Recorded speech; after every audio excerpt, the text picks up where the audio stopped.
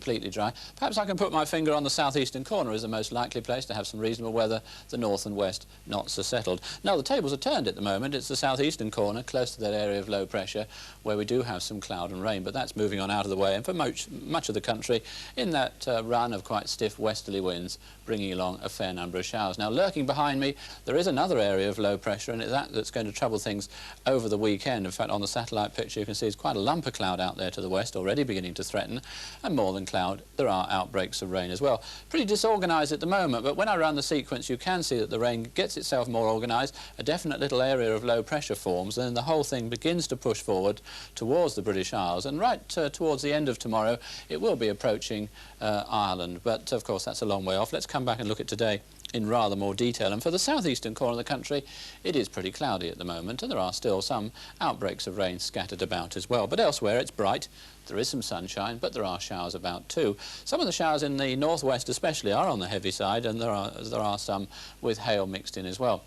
Now, what's going to happen during the course of the afternoon is that in that southeastern corner, it will brighten up, it'll become dry, and eventually I think that sun will break through as well. Equally, there are some parts of the country, like the Midlands and the southwest, which is fairly dry at the moment. There will be showers coming along, and there could be a shower almost anywhere, perhaps before the day is out, but most of the heavy ones in the north. Now, quite a cool day in the north, still that breeze around, but temperatures up around the normal in the southern half of the country.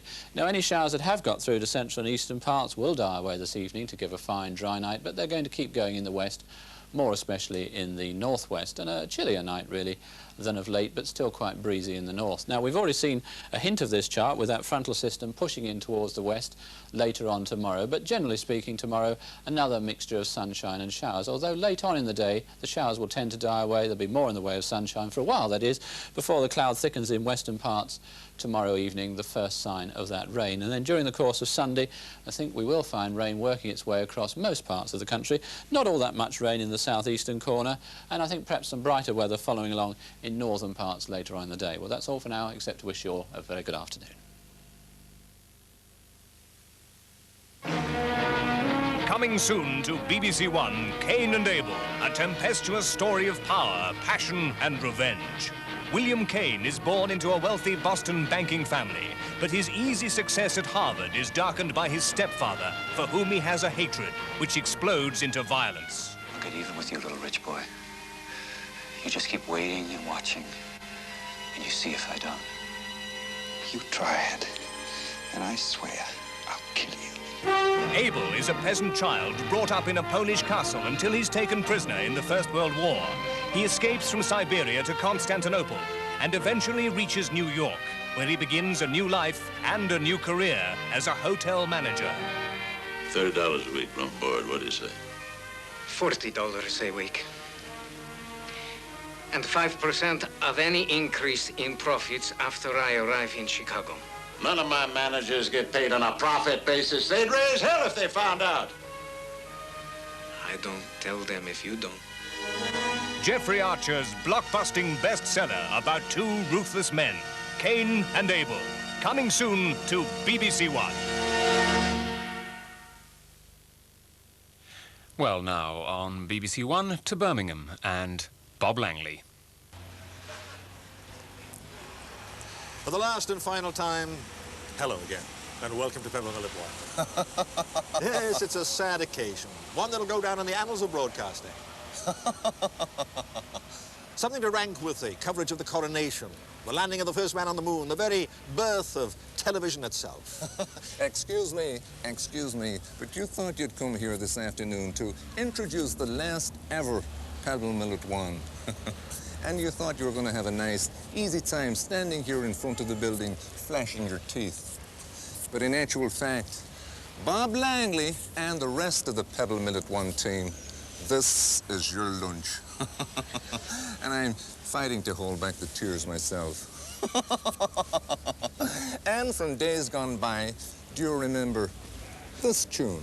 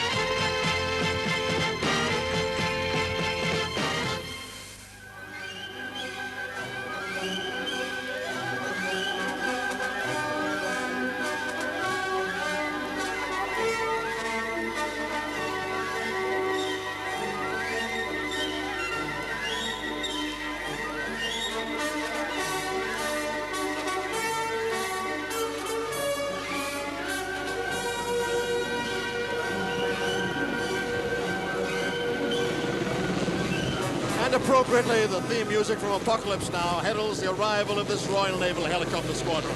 Because over the years, the Pebble Mill presenters have landed at this building on all manner of ingenious forms of transport, and we felt on the last day we should attempt something at least mildly spectacular. So coming in on a wing and a prayer, or should I say a rotor blade and a prayer, are Magnus Magnusson, Marion Foster, Paul Coyer, and Josephine Butler. And here they come now on the football field at the rear of Pebble Mill, coming in on a perfect three-point landing, if indeed helicopters make three-point landings. There's a tremendous wind stream here, as you can imagine. I can hardly hear myself think, let alone speak. Ah, someone is emerging. There we come. And running toward me on their short, fat, hairy legs are Magnus and Josephine. I don't know what's happened to the others, but thank goodness they've arrived. I thought you'd never get here. It's like the last days of Saigon, all the helicopters coming to rescue you, Bob. Indeed. You've impressed. I've dressed up for you, Bob. You look fantastic. Thank you look like the wellies. But I'm so glad I haven't got to do this program on my own. I was going to have to sing Temptation. Well, what's happened to Paul and Josephine? Marion and Paul, they are in fact creating another beachhead at the front in another helicopter.